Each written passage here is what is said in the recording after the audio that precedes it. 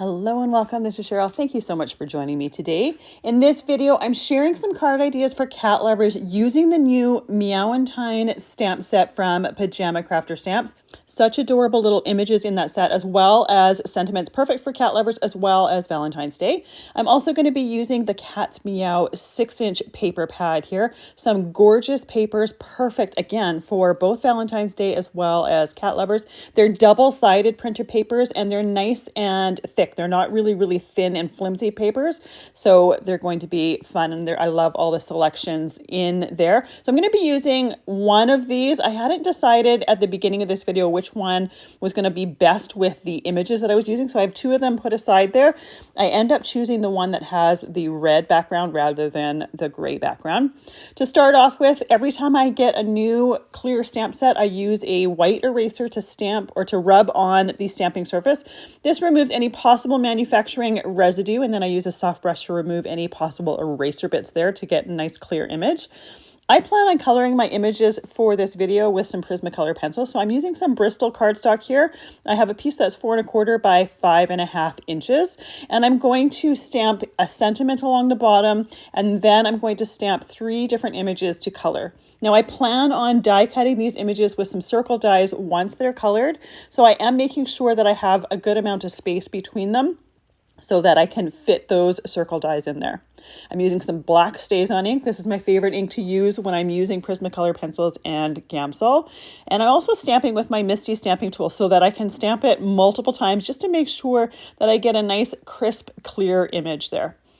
Before doing anything else, I want to make sure to clean off my stamps. So I'm using some Ultra Clean to clean them off. StazOn isn't very friendly, especially for clear stamps. So you want to make sure that you don't leave that ink on there too long. So once you're done stamping, it's a good idea to clean that off completely. I was never really very good about cleaning off my stamps, especially when using StazOn regularly. And one year I taught a class, used StazOn ink, planned on cleaning my stamps when I got home, totally forgot. And the next time I went to use that stamp set, those stamps were falling apart. So you definitely want to make sure not to leave StazOn ink on your stamps when you store them. Once you're done stamping, make sure to clean that off nicely once you're done. So that Ultra Clean also cleans it off really quickly and really easily. So before doing anything else, I cut off that sentiment and used my guillotine trimmer in order to trim that down. I left the length to it so that I could decide how I wanted to trim off the edges once I was done. To start off with, I'm going to color the sky behind each one of those images. Now, when I color skies, typically I will do the color right around my image and then blend it out to nothing. This is just a personal preference. I like the look of it. I like the suggestion of a background and of a sky. I think it looks a little bit more interesting. But if you prefer, you can absolutely color the entire sky for your little cats. Now I am using 904 light cerulean, and I start with a light coat in the area, and then I go back and I go with a heavier hand, making a little bit darker right around my images. Now the two on the left side of the paper, they're sitting down, so I will put a different color there to give the suggestion of ground beneath them. But the one on the right side of the paper that I'm coloring at the moment is kind of leaping into the sky, so I'm going to do the blue all the way around. And again, starting with that light color and then going with a heavier hand and doing a darker color. Now I love using the Prismacolor pencil simply because it's really easy to blend that color out with the Gamsol. You don't have to worry about streaks from your pencil crayons because of the fact that the Gamsol blends those out. And I also like the fact that you can get several different color tones from one pencil. You can go really light-handed, really heavy-handed, or there's a bunch of different handedness, if you will, in between there. So you can get light and dark as well as medium within the same pencil. And of course, I'm using light cerulean here. You could use a different shade of blue if you want, or you could change it up and do a different color altogether, make it look like it's behind or sitting against a wall or against a different colored background. Once I'm done with that blue, I'm going to go in with the black. This is number 935 black. Because I plan on using the printed papers from the Cat's Meow, they are variations of pinks and reds as well as grays and blacks. So I plan on doing my cats in grays and blacks just to coordinate with those papers. But obviously, if you're not using those papers, if you're doing something else, you can change up the cat's colors to coordinate with what you're going to be using for the background. And of course, browns and even oranges for a tabby cat would work perfectly. So this first one here, I'm doing that black, but I don't want to lose all of that stamped detail. So I start with a really light hand just to get the color all over that area.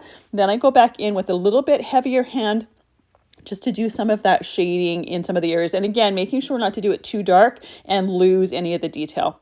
Then I use that same color for the ground beneath the upper cat.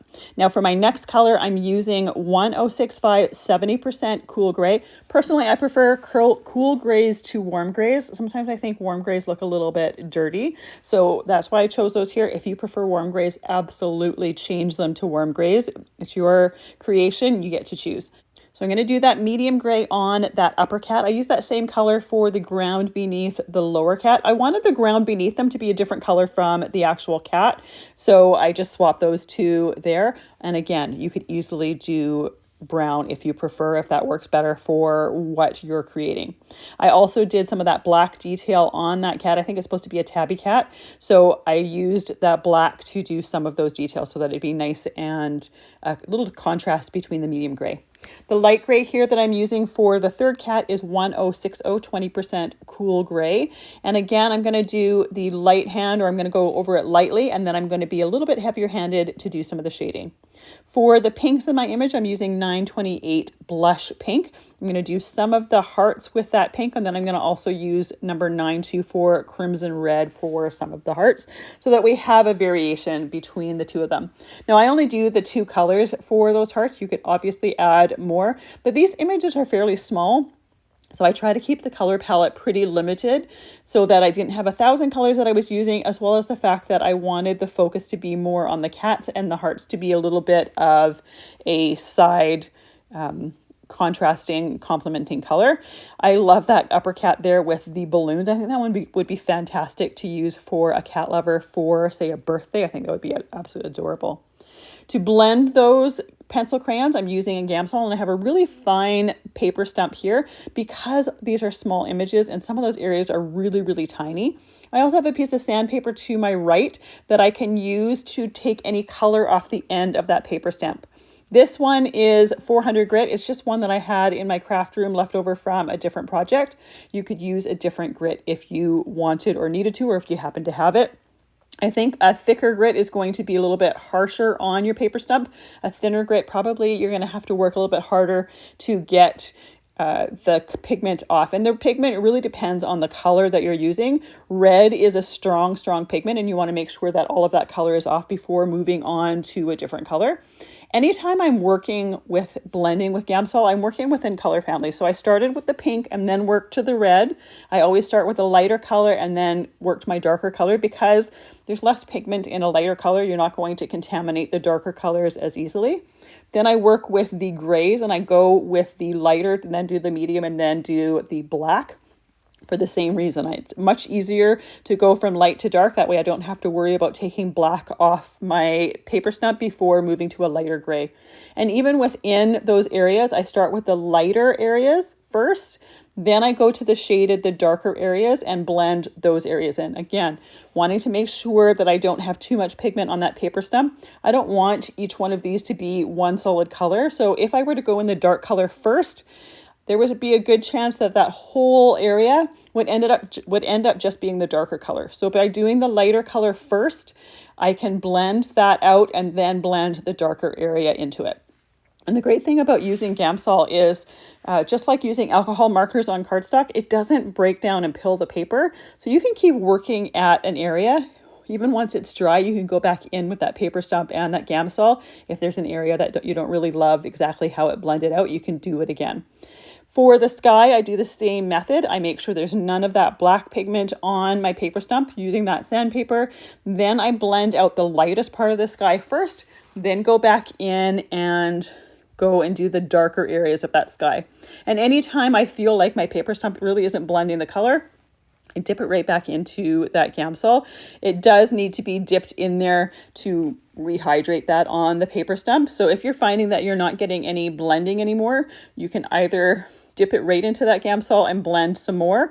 Or you might need to color a little bit more, get a little bit more pigment on your paper. If you're finding that it's not blending out or it's a little bit too light, you can always add a little bit more afterwards. So it's a very forgiving way of coloring, and you don't have to color perfectly before you're doing the blending because the Gamsol does a lot of that work for you. It blends out any of those pencil crayon strokes, and it just smooths everything out really, really quickly and really easily.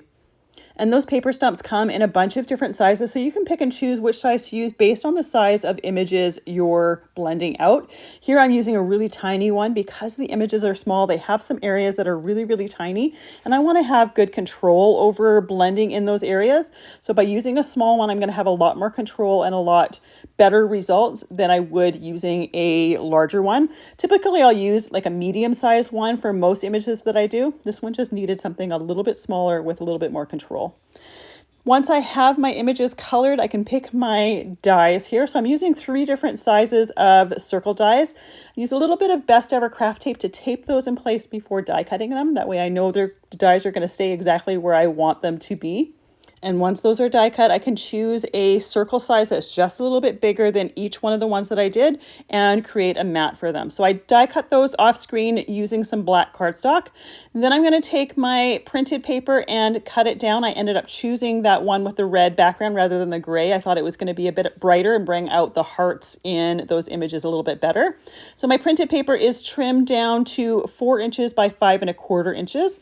I have a black piece of cardstock here that I trimmed to 4 1/8 by 5 3/8, so it's going to add a nice frame around that printed paper. I like the fact that that printed paper also has just a little bit of a sheen to it. It's not really glossy paper, but it's almost got like a satin finish to it, so it adds a little bit of a contrasting texture to my images as well.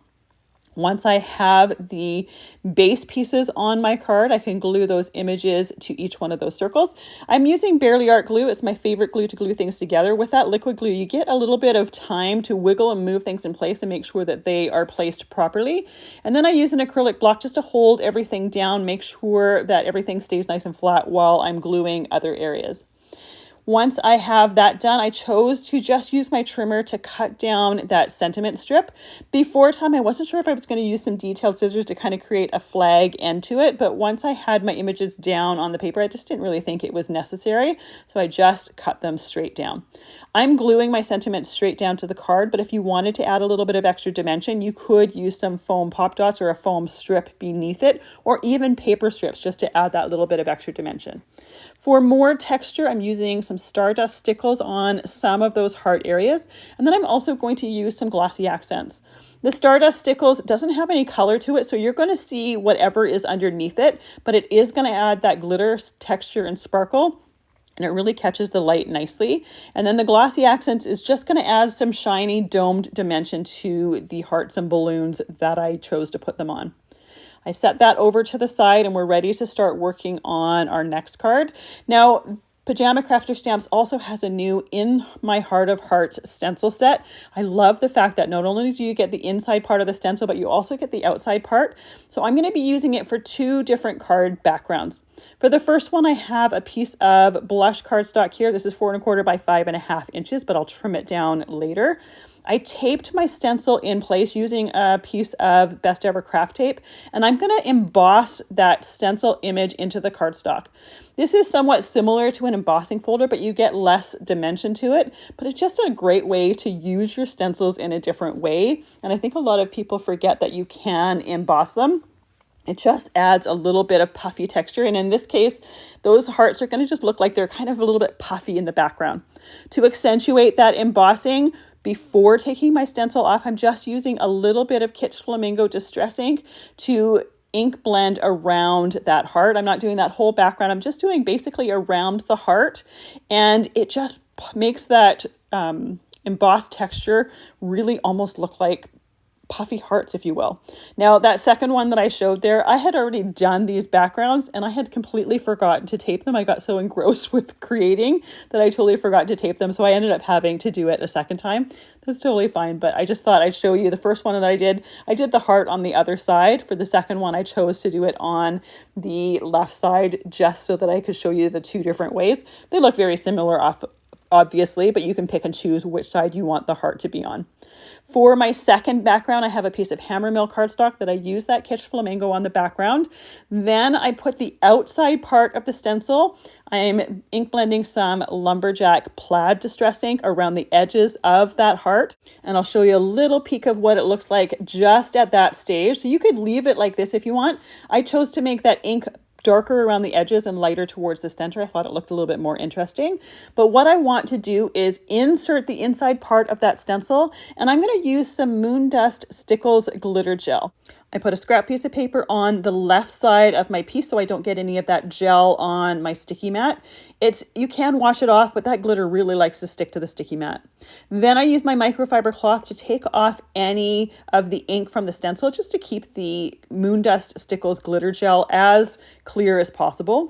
And then I use a palette knife to spread that paste through the stencil. Now this stencil has some solid hearts, so there's not going to be any paste in there, but it also has some open hearts. So we're going to get a nice contrast between the ink in the background and the heavier and lighter areas where I put the ink, as well as some hearts that don't have glitter and hearts that do have glitter. So it creates a really fun texture in that background. Now this background is going to take at least an hour to dry, so I'll set that aside to dry. But before I move on, I do clean off my stencil as well as my palette knife. I want to make sure that that is all clean. Much easier to clean it while everything is still wet than let it dry and then try to do it afterwards. Have to be a lot harder on your stencils, so I always clean it up right away to make sure that nothing dries on there. For the next two cards, I'm also using images from that Meowentine stamp set. I hadn't decided which ones to use yet before this, so I chose them at this point. Then stamped them on some Bristol cardstock. I did stamp another sentiment, but I end up not using it because I realized that there's no black on the card that I'm using it on, so it didn't make sense to have a black sentiment. So I choose to do it with some distress ink later on. I am doing this once again on Bristol cardstock, and I did it a second time because my cardstock moved just a little bit between the first and second stamping, so it almost looked like the images were a little bit fuzzy. Easy enough to turn the paper over and use the second side. Now at this point, I thought maybe a red sentiment was going to work, so off screen I did a red sentiment on the top, but again, it doesn't work with the color palette for that particular card, so I do another one later on. Now the Meowentine stamp set has some teeny tiny sentiments that work perfectly in that little heart with this cat here, so I chose one of them and stamped it on the inside, and then we're ready to color, and I'm going to use the same colors that I used for the first images. I'm starting off with that 924 Crimson Red, starting off with a light hand over the whole heart, and then I go back in and heavier around the outside edges. Just like my stenciling or my ink blending on my backgrounds, I like to make lighter areas and darker areas. I think it looks a lot more visually interesting, especially with images. To give them some shadow and some highlights, I think it just looks a lot more interesting. So once I'm done with my heart, I go in with the 1065 70% cool gray. This is the medium color gray. I do both cats in that same gray because they're for two separate cards. Going in and doing the lighter shades first, and then being heavier handed around the outside areas where I want to have a little bit of shading. So I typically will do shading around the outside edges of things where something goes beneath another thing. I kind of pay attention to where I think the light would be and then do shading on the opposite side. For the sweater on the second guy, I go and do the 928 blush pink for that. Now that sweater has some hearts on it, and I'm going to color the hearts with the crimson red, but that's going to make it really difficult to blend the Gamsol out, or blend it out with the Gamsol. So I blend it out with the Gamsol first, and once my images are done, then I go back in and just color in with the crimson red because they're really, really teeny tiny hearts, and I don't want to accidentally streak any red on any other part of that sweater. So the blending for these images is exactly the same as the first ones I've done. For each color family, I start with the lightest and go to the darkest. I start with the lighter areas and then do the darker areas. These ones have very few colors to them, so they were blended out really quickly and easily. And once that was done, I went back in with that crimson red, like I was saying, and I fill in those hearts for that cat sweater. These images are being die cut with circle dies as well. So I pick the sizes that I want, tape them on that cardstock with the Best Ever Craft tape and die cut them. And then off screen, I use some blush cardstock as well as poppy cardstock and die cut some mats for each one of them. Again, these ones, the one card has some black, but the other one has none. So black mats didn't really make a whole lot of sense. And yes, I'm cutting that mat right out of the center of that poppy piece of cardstock because I'm going to use the rest of the cardstock for a mat around my image piece. So it makes sense to die cut it at the center and get two different pieces out of one piece of cardstock. So here is where I stamp that other sentiment. I had already stamped it in black as well as red, but for the card that I'm going to create, Kitsch Flamingo is the one that's going to work best. So I just used a scrap piece of cardstock and my Misty stamping tool and stamped that image before using my guillotine trimmer and trimming that down the same way I trimmed that first one down. While I have my trimmer out, I'm going to take my embossed and stenciled background and I'm going to just trim that down to 4 inches by 5¼ inches.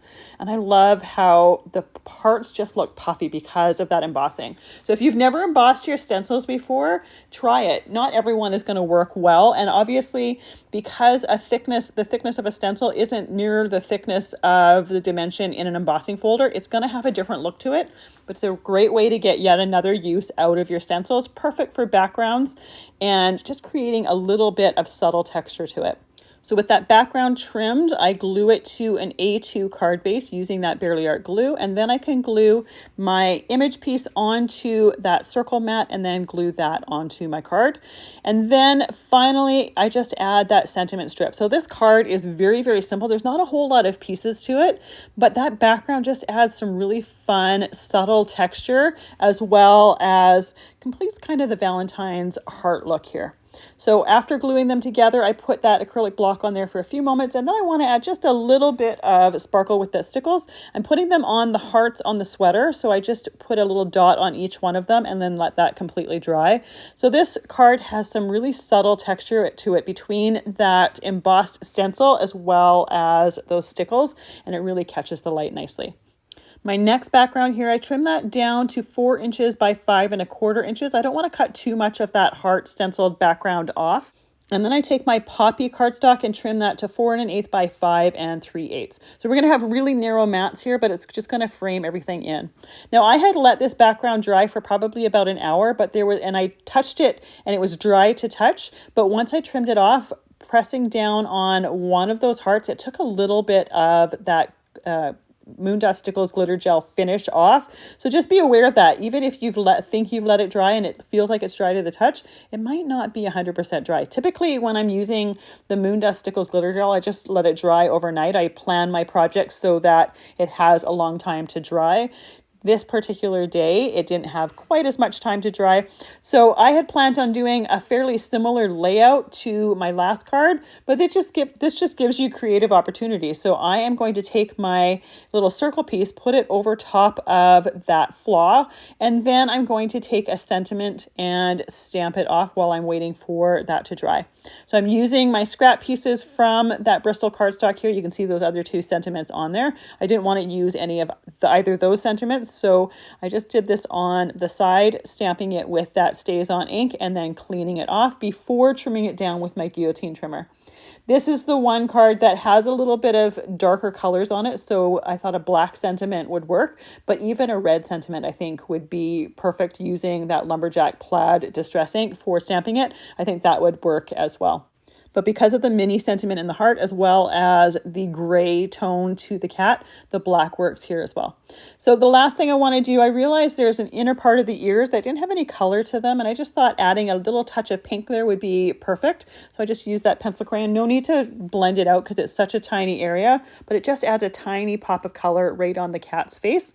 Here is the final result. I just love that background, and I'm using this with that Meowentine stamp set, but you could use it all on its own, just with a sentiment, create a very, very simple card. But that stencil set has so many different options with it because of the inner part as well as the outer part. And here I'm using them for some cat lover Valentine's cards, but you could also use it for wedding or bridal cards. I think that would be fantastic as well. Then we have our embossed background there, very subtle, but it has a little bit of texture to it. And then finally our very first background with that beautiful printed paper. And I love those 3 little images there. Again, perfect for cat lovers and great for Valentine's Day as well. Thank you so much for joining me today. I really appreciate all the time that you spend with me. I hope you have a fantastic day.